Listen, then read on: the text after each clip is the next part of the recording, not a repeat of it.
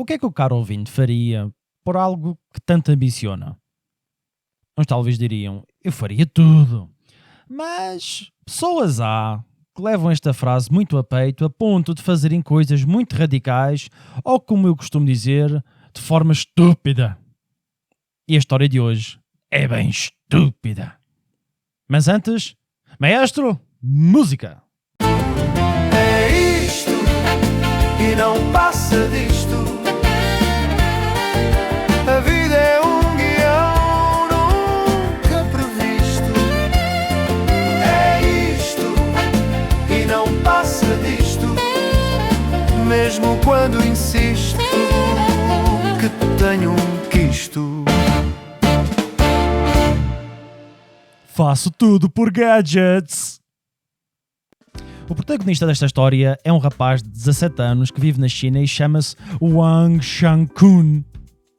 Ele vive numa família modesta e, como qualquer adolescente da época, e estamos a falar do ano 2011, ele estava completamente obcecado com duas relíquias tecnológicas que, na altura, eram o equivalente moderno a uma coroa de ouro: o iPhone 4 e o iPad 2.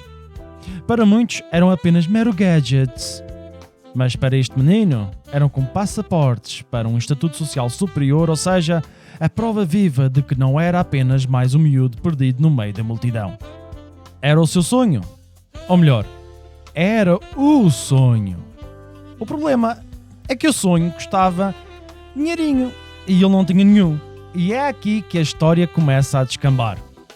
Wang, determinado como poucas pessoas são, encontrou na internet um anúncio que prometia uma solução rápida e, digamos, pouco ortodoxa: vender um rim.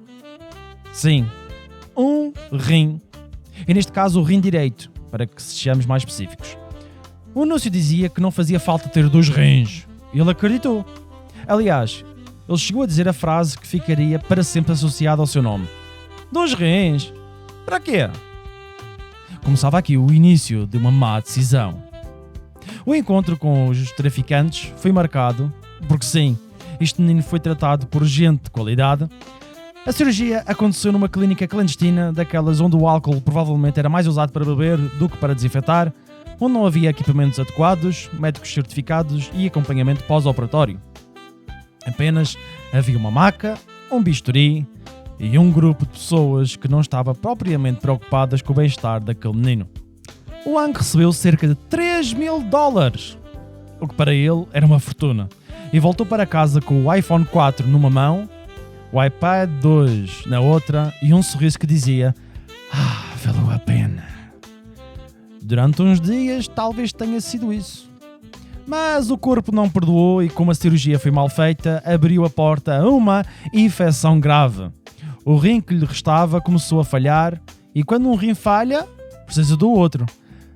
Mas não havia outro. Talvez o iPhone ajudasse com a app iRim. Tá bem. Pouco tempo depois, o Wang foi diagnosticado com insuficiência renal total. Ou seja, o seu sonho tecnológico transformou-se numa sentença. E hoje, com pouco mais de 30 anos, vive acamado, dependente de hemodiálise várias vezes por semana. A família cuida dele, os traficantes foram presos e os gadgets que o motivaram a fazer tudo isto são agora peças de museus. Não passam disso, ultrapassados por dezenas de modelos que fazem muito mais e custam muito menos. É impossível não imaginar o que lhe passa pela cabeça quando ele olha para um iPhone hoje.